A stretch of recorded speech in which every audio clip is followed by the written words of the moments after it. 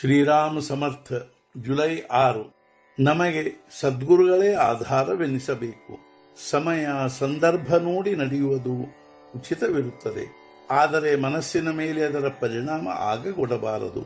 ಪರಮಾತ್ಮನ ಚಿಂತನೆಯಲ್ಲಿ ಮನಸ್ಸು ತೊಡಗಿತೆಂದರೆ ಅನ್ಯ ವಿಷಯಗಳ ಪರಿಣಾಮವು ಆ ಮನಸ್ಸಿನ ಮೇಲೆ ಆಗುವುದಿಲ್ಲ. ನಮಗೆ ಎಷ್ಟು ಸಾಧ್ಯವೋ ಅಷ್ಟೇ ಮಾಡಬೇಕು, ಅಭ್ಯಾಸ ಮಾಡಬೇಕು. ಆದರೆ ಚಿಂತೆ ಮಾಡಬಾರದು. ಎಲ್ಲ ಭಾರವನ್ನು ಭಗವಂತನ ಮೇಲೆ ಹಾಕಿ ಶಾಂತವಾಗಿರಬೇಕು. ಮನಸ್ಸಿನ ಸಮಾಧಾನವು ಕೆಡದಂತೆ ಯಾವಾಗಲೂ ಶಾಂತವಾಗಿರಬೇಕು. ನಮ್ಮ ವೃತ್ತಿಗಳನ್ನು ನಿಯಂತ್ರಿಸ ಬಯಸಿದರೂ ನಿಯಂತ್ರಿಸಲಾಗುವುದಿಲ್ಲ. ಆದರೆ ಅವುಗಳನ್ನು ಭಗವಂತನ ಕಡೆಗೆ ತಿರುಗಿಸಿದರೆ ತಾನಾಗಿ ಅವುಗಳ ನಿಯಂತ್ರಣವಾಗುತ್ತದೆ. ಎಲ್ಲವೂ ಶ್ರೀರಾಮನ ಇಚ್ಛೆಯಿಂದಲೇ ನಡೆಯುತ್ತದೆಂಬುದನ್ನು ಲಕ್ಷ್ಯದಲ್ಲಿಟ್ಟುಕೊಳ್ಳಬೇಕು.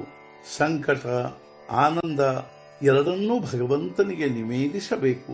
ಭಗವಂತನು ಯಾವ ಸ್ಥಿತಿಯಲ್ಲಿ ಇಟ್ಟಿರುತ್ತಾನೋ ಅದರಲ್ಲಿಯೇ ಸಮಾಧಾನ ಹೊಂದಬೇಕು.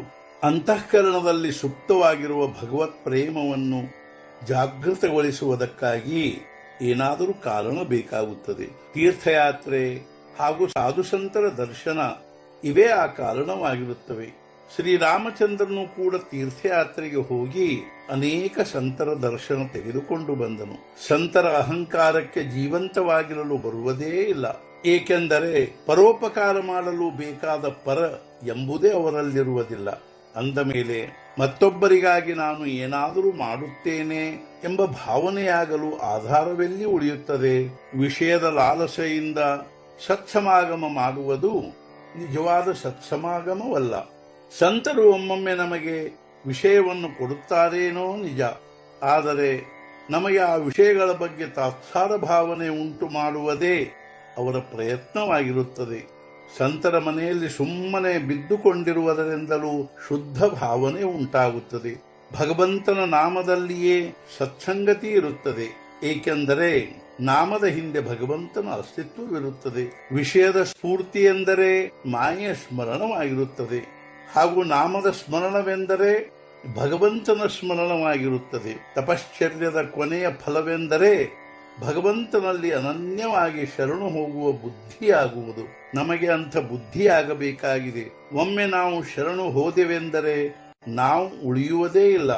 ಇದಕ್ಕೆ ಶರಣಾಗತಿ ಅನ್ನುತ್ತಾರೆ. ಹಾಗೂ ಇದೇ ಪರಮಾರ್ಥದಲ್ಲಿ ಅತ್ಯಂತ ಶ್ರೇಷ್ಠ ಗತಿಯಾಗಿರುತ್ತದೆ.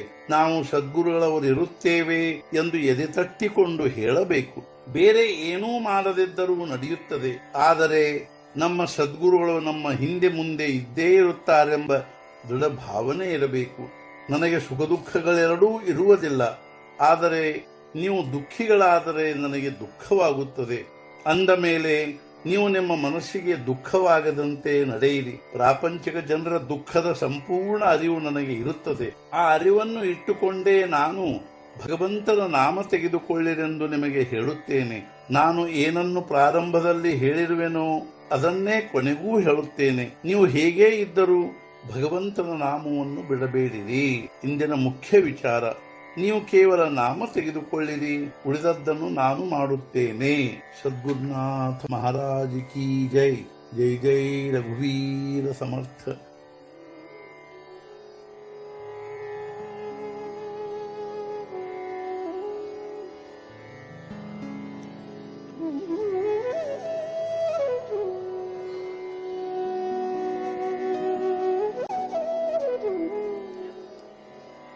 Mm-hmm.